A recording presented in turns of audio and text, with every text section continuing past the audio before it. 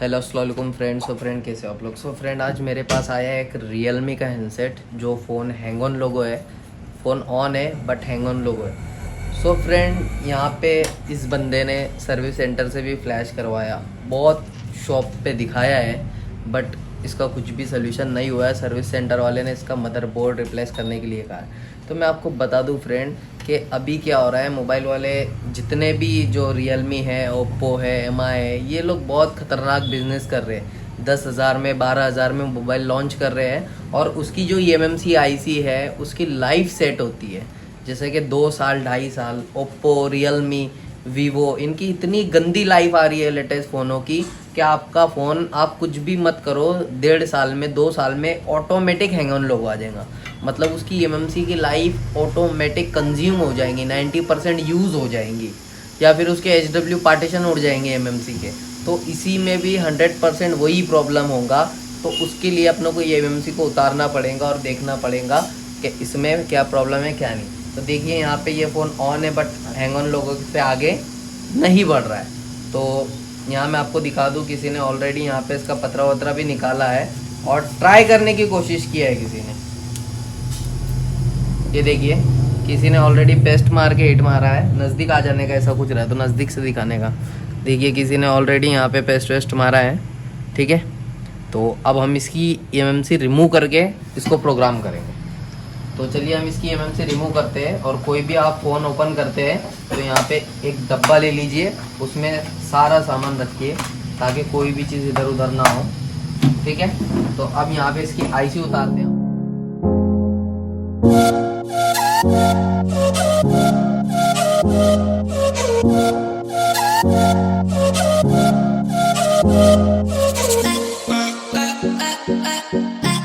Ready. Friend देखिए यहाँ पे, अब ऊपर बताओ। तो ये मदरबोर्ड है, ठीक है। और यहाँ पे ये IC पेस्टेड है, ठीक है। देखिए ग्लू लगा हुआ है बट इतनी ज़्यादा भी ये पेस्टेड नहीं है। इसके नीचे IC के नीचे पेस्ट होगा। और देखिए किसी ने IC पे पिन आउट मारने की कोशिश की है, ठीक है। तो चलिए हम इसकी IC को रिमूव करते हैं।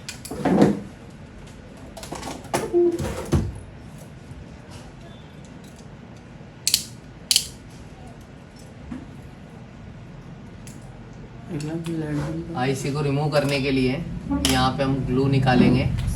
बहुत कम ग्लू है फिर भी एक हाथ यहाँ पे मारेंगे।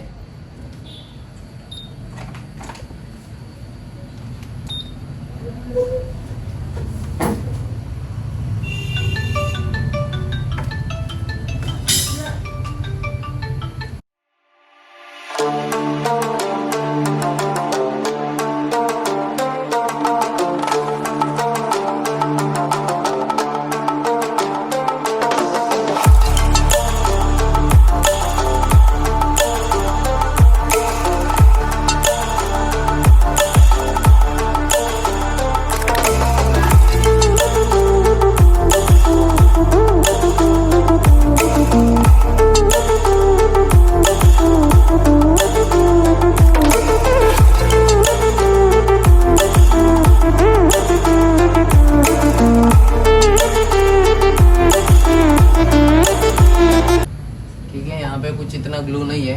अब IC को रिमूव करते हैं। IC को रिमूव करने के लिए हम माइक्रोस्कोप में नहीं देखेंगे। इधर आ जाओ कर दी। देखिए यहाँ पे बहुत जगह है IC रिमूव करने के लिए।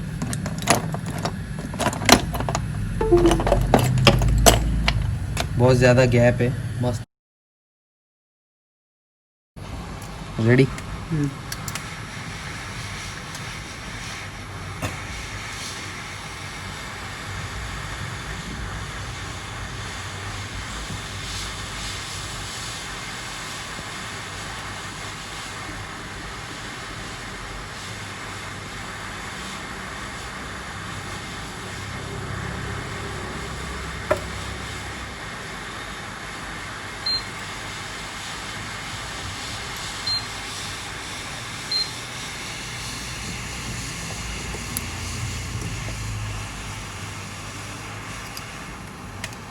देखिए यहाँ पे पूरी अंदर से पेस्टेड है IC।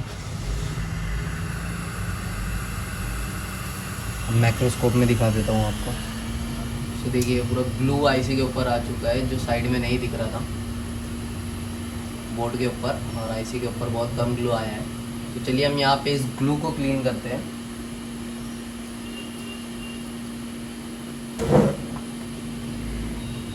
ग्लू क्लीन करने के लिए आपको रोजिन का यूज़ करना है। सबसे पहले रोजिन मारनी है। तो ये मैंने यहाँ पे रोजिन लगाई है। उसके बाद एक आपको डी सोल्डरिंग वायर लेनी है और एक सोल्डरिंग वायर लेनी है, ताकि आप इसके टेम्परेचर को डाउन कर पाए।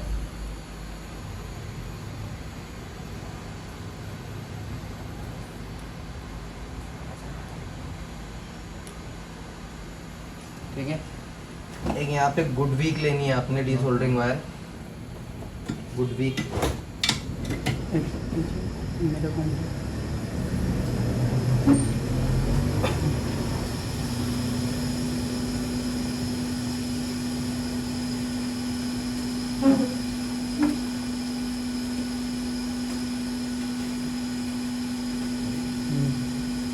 और ये ग्लू पे घुमाना है ताकि ग्लू भी नरम हो जाए। हम लोगों ने अभी बॉल नहीं स्लिम करना है। ठीक है, अब यहाँ पे इसको वॉश करना है।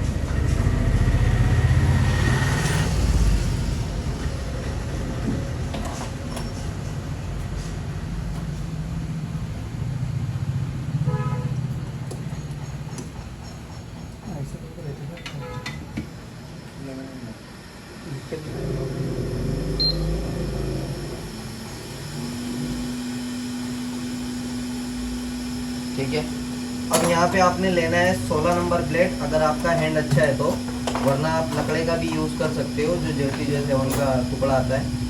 कहाँ है मेरी पेन, किसके पास है? तुम्हारे पास है? ग्लू निकालने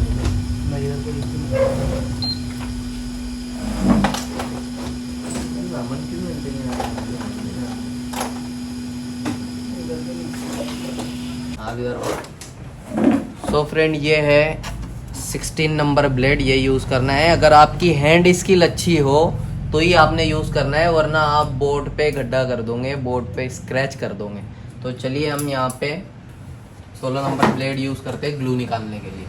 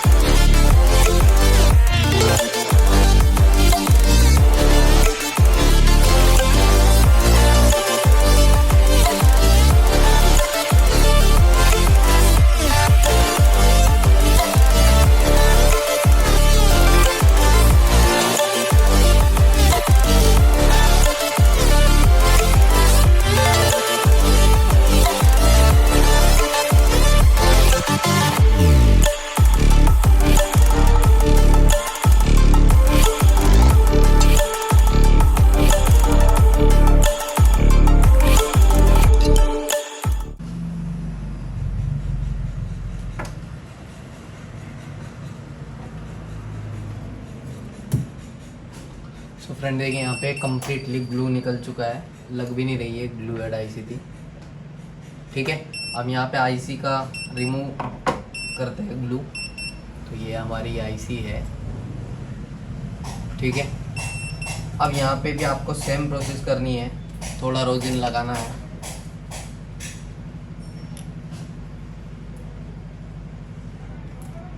रोजिन लगाने के बाद आपने डी सोल्डरिंग वायर लेनी है, सोल्डरिंग वायर लेनी है पहले, और इस पे घुमाना है।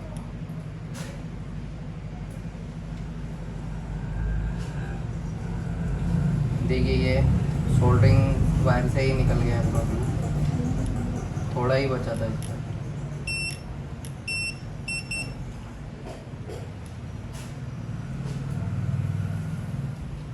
इसको वॉश करते हैं।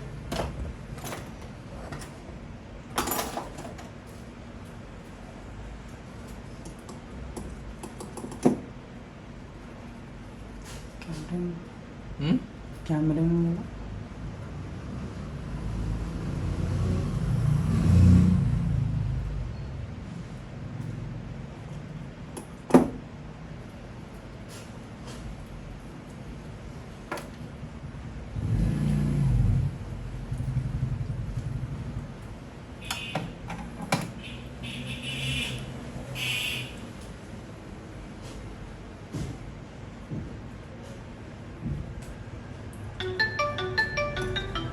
तो देखिए पूरा ग्लू आईसी का भी निकल चुका है। ठीक है, अब यहाँ पे इसको EasyJetag UEFI में प्रोग्राम करेंगे। तो इसको UEFI में आपको प्रोग्राम करके बताता हूँ। देखिए ये UEFI बॉक्स है। ठीक है, और ये ई-मोर का अडेप्टर है।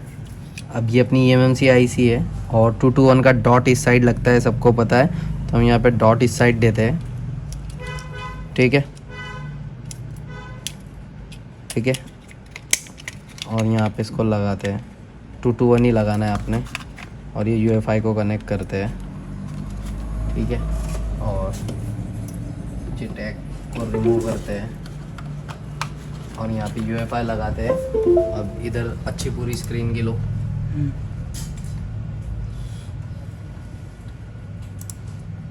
देखो है ना,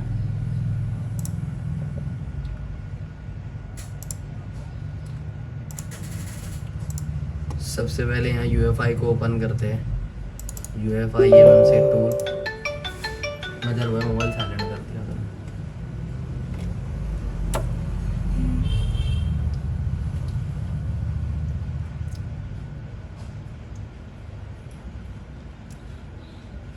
आइडेंटिफाई पे क्लिक करना है।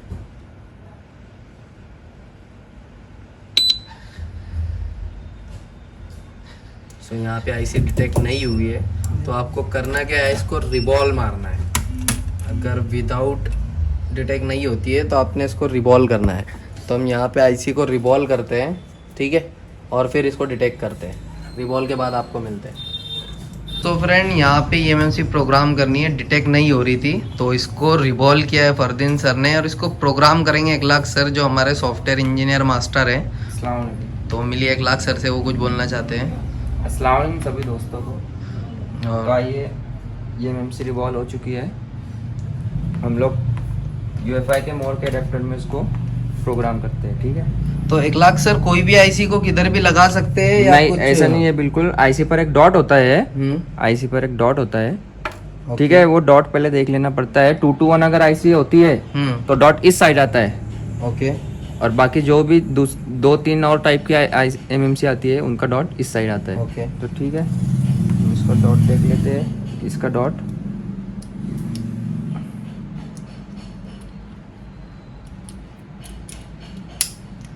eMMC लगाने के बाद फिर देखना है अपने eMMC 221 अगर है तो 221 किस साइड लिखा है। 221 इस साइड लिखा है, नीचे की साइड में, मतलब ये नीचे का सॉकेट हम लोग यहाँ लगाते हैं। ये लगा दिए। अब नेक्स्ट प्रोसेस 1 लाख सर बताएंगे क्या करना है हमको। UEFI का eMMC टूल बॉक्स ओपन करना है।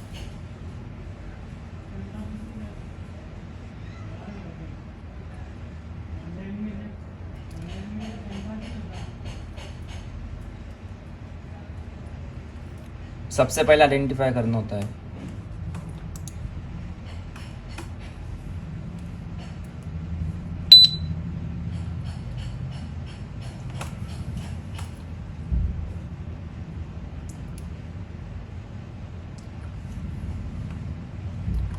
तो देखिए ये रीड इन्फो हो चुकी है। और मेन प्रॉब्लम क्या है 1 लाख सर इसमें? ये 90% यूज हो चुकी है। सो तो देखिए फ्रेंड, ये हमने आइडेंटिफाई किया एमएमसी, ये 90% कंज्यूम्ड हो चुकी है।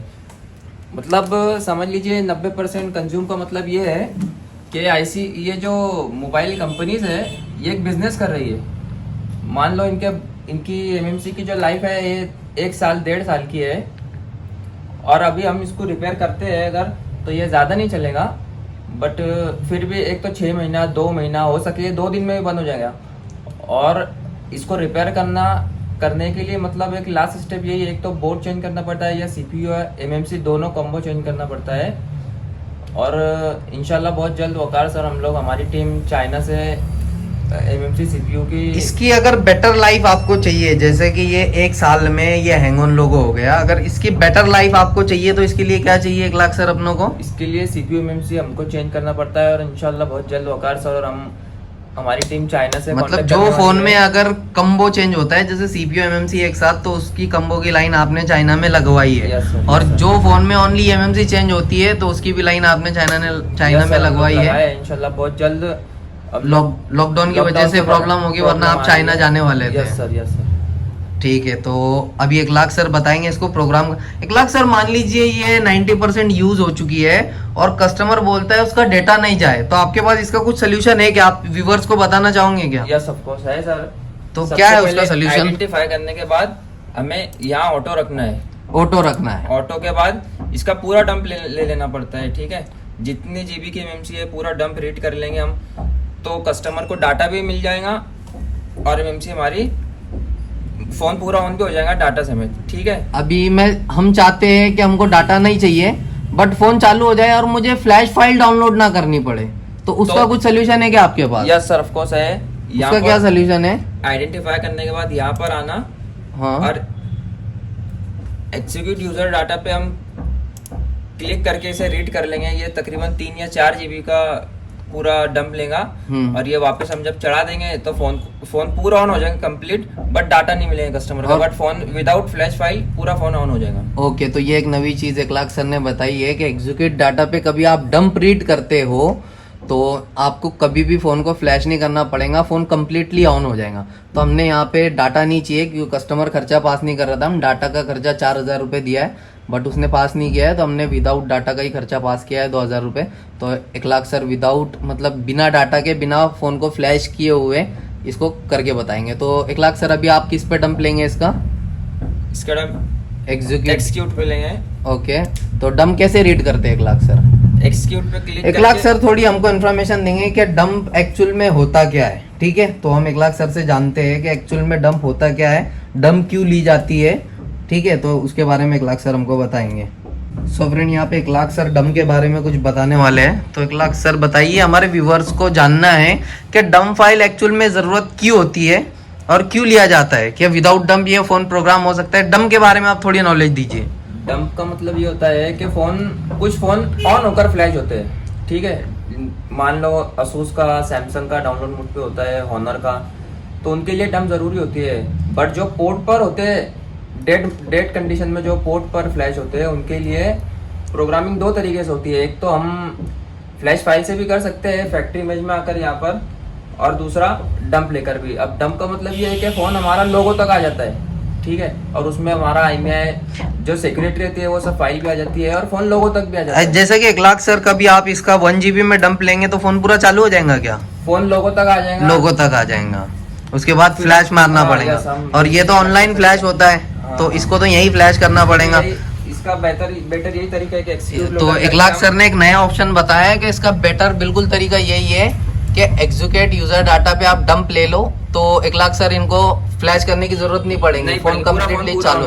तो 1 लाख सर ने एक नई चीज बताई है हमको यहाँ पे, तो बहुत बहुत थैंक यू 1 लाख सर। तो चलिए 1 लाख सर कुछ डंप रीड करना बता रहे हैं, तो रीड कीजिए 1 lakh sir. Execute data select किया है और यहाँ पे डंप रीड कर रहे हैं 1 लाख सर। तो यहाँ पे डंप रीड तुरंत हो जाएंगी, यहाँ टाइम लेता है, थोड़ा टाइम लेगा। ओके, यहाँ पे देखिए टाइम लेगा, ये डंप रीड होना चालू हो रही है। उसके बाद हम 1 लाख सर से सीखेंगे कि इसकी लाइफ कैसे बढ़ाई जाए। ठीक है, ये डंप रीड हो रही है, वेट करना है। कुछ 5 GB की डंप बन रही है जैसे 1 लाख सर ने बताया था, 4 से 5 GB की डम बनेगी, तो हम यहाँ पे वेट करते हैं, मिलते हैं डम रीड होने के बाद। सो फ्रेंड बता क्या रीड होगी। तो फ्रेंड ये जो हम लोग एक्सिक्यूट यूज़र डाटा जो हम लोग लिए थे डंप, ये रीड हो चुकी है यहाँ पर। अब ये कहाँ से होती है, ये इस पर क्लिक करके पता चलता है। मैं ये अपना फोल्डर बता देगा कि यहाँ पर ये बूट 1 बूट 2 XT CXT ये 5.43 GB का है, ठीक है। तो इसकी अपन लिंक को कॉपी कर लेते हैं। उसके बाद UEFI में आते हैं, आइडेंटिफाई करते हैं।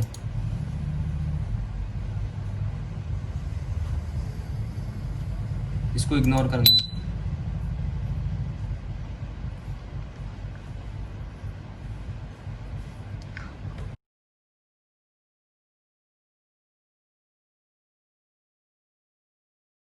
तो फ्रेंड्स इसमें डंप जब हम रीड कर रहे थे तो बहुत सारे एरर आए थे, ठीक है।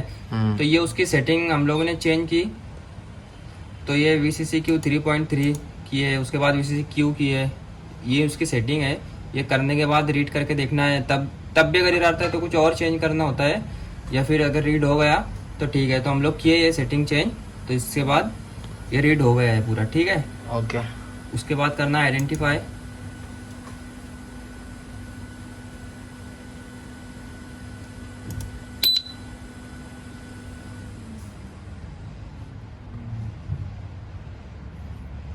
ठीक है, अब MMC फैक्ट्री इरेज करना है। ओके। डम तो हम लोग ले लिए है, तो अब कोई प्रॉब्लम नहीं होगी।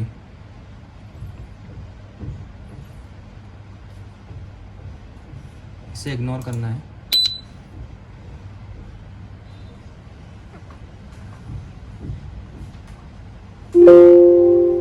ये डन देता है यहाँ पर फैक्ट्री इरेज करने के बाद, ठीक है। फिर आइडेंटिफाई करना है।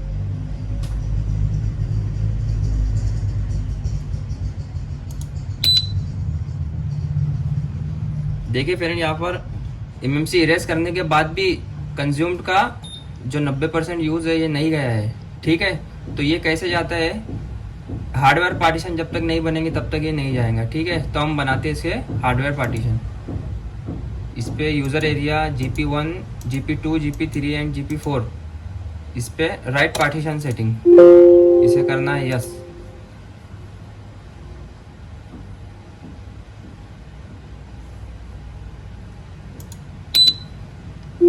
तो देखिए फ्रेंड यहाँ पर पार्टीशन, हार्डवेयर पार्टीशन इसके बन चुके हैं, जिसकी वजह से फोन लोगों पर था, ठीक है। And then identify.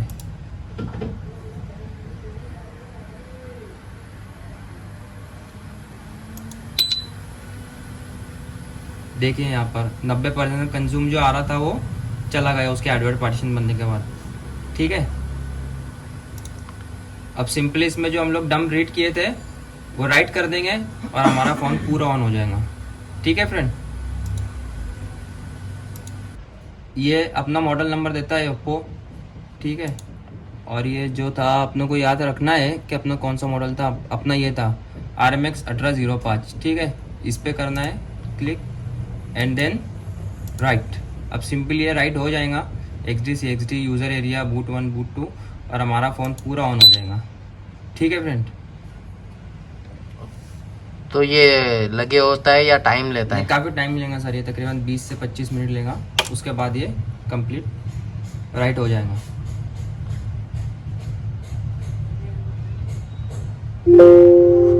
सो यहाँ पे एरर आया है तो क्या करेंगे? Then again right. ओके।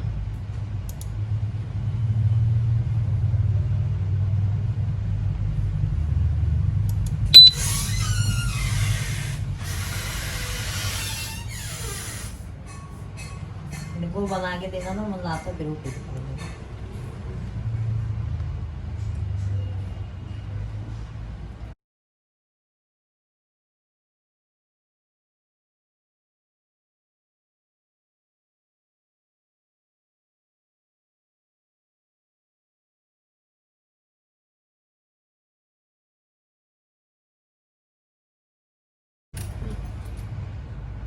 फिर से यहाँ पर डम अपनी सिलेक्ट करना पड़ेगी, ठीक है।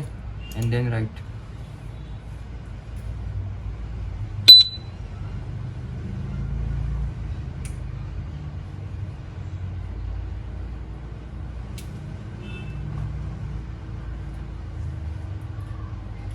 सो देखिए ये 1 लाख सर ने प्रॉब्लम को सॉल्व किया है, जो एरर आ रही थी। और यहाँ पे वेट करना है, स्पीड भी अच्छी आ रही है 7 Mbps की। तो 10 मिनट आपको वेट करना है, 10 मिनट बाद मिलते हैं। तो फ्रेंड देखिए यहाँ पर हम जो डम राइट किए थे वो कंप्लीट हो चुका है, ठीक है। इसके बाद अब हम करते हैं आइडेंटिफाई।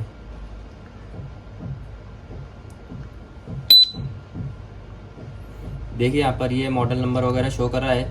जब हम फैक्ट्री रेस किए थे तब यहीं तक ही दे रहा था, ठीक है। तो उसमें फ्लैश फाइल नहीं थी, इसकी वजह से उसका मॉडल नंबर वगैरह कुछ नहीं दे रहा था। अब हम डम डाल दिए है तो ये पूरा कंप्लीट दे रहा है। अभी हमारी MMC रेडी है लगाने के लिए, ठीक है। ओके, तो यहाँ से ये MMC निकालते हैं और लगाते हैं। सो फ्रेंड ये IC निकालते हैं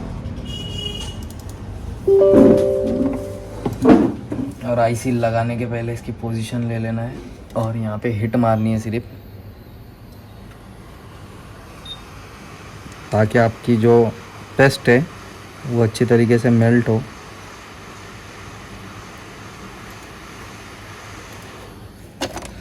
और ज़्यादा पेस्ट नहीं रखना है,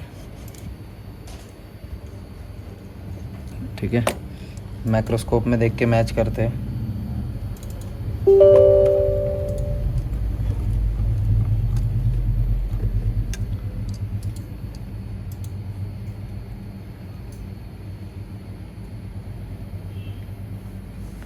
ठीक है, हम यहाँ पे IC लगाते हैं।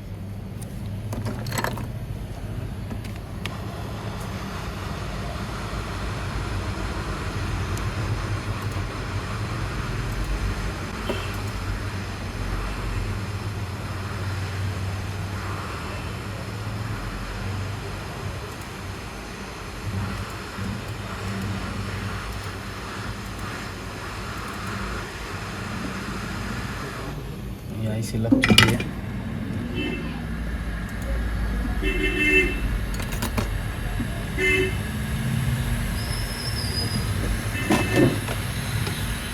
और इसमें इसका डिस्प्ले है, यहाँ से पोजीशन मत हटाना।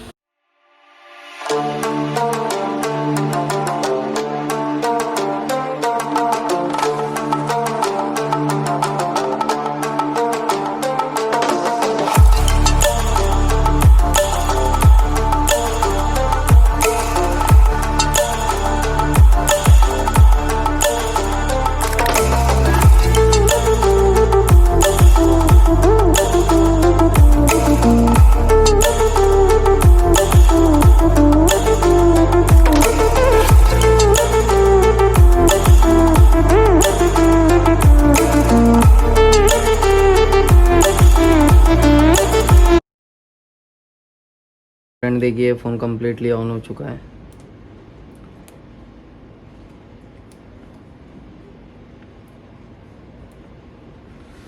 अभी इसमें FRP बता रहा है, तो अपना को क्या करना है, इमरजेंसी पे आके *899# सॉरी *813# कॉल, क्योंकि हमने उसी का डम डाले थे, इसकी वजह से उसमें FRP भी आई थी। अब इसका सिक्योरिटी एरिया चेक कर लेते हैं।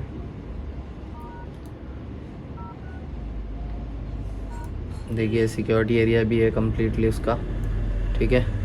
सो फ्रेंड ये फ़ोन था, अब देखते हैं हमारा वही फ़ोन है या हमने दूसरा बोर्ड बता दिया।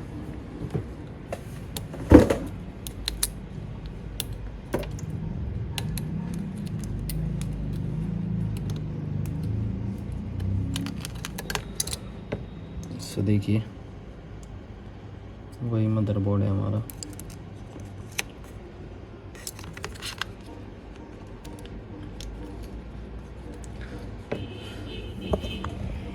सो फ्रेंड ये था आज का हमारा टॉपिक। हमने आपको 90% कंज्यूम ओप्पो के फ़ोन को कैसे चालू करना है वो बताया। 1 लाख सर ने आपको प्रोग्रामिंग बताई है और लाइफ में पहली बार 1 लाख सर हमारे चैनल पे आए थे, तो इसीलिए उनको बोलने में कोई भी अगर उनसे गड़बड़ी हुई होंगी तो आप समझ लेना, आगे इंशाल्लाह और अच्छा करेंगे। तो ये था आज का टॉपिक। कोई भी ओप्पो के फ़ोन हो, मैंने आपको स्टार्टिंग में ही बताया कि कंपनी एक लाइफ सेट रख रही है, तो इस तरीके से ही प्रोग्रामिंग होती है। आप एग्जीक्यूट यूज़र डाटा लेके डंप लेके मार देते हो तो आपको कभी भी फाइल डाउनलोड करके फ्लैश करने की ज़रूरत नहीं पड़ती है, बट आपका टाइम जाता है डंप लेने में, 1 हर्ट्ज तक लगता है, बट आपका काम हो जाता है। तो ये था आज का टॉपिक। आई होप आपको पसंद आया होगा। मिलते हैं किसी नेक्स्ट वीडियो में, तब तक के लिए खुदा हाफिज़।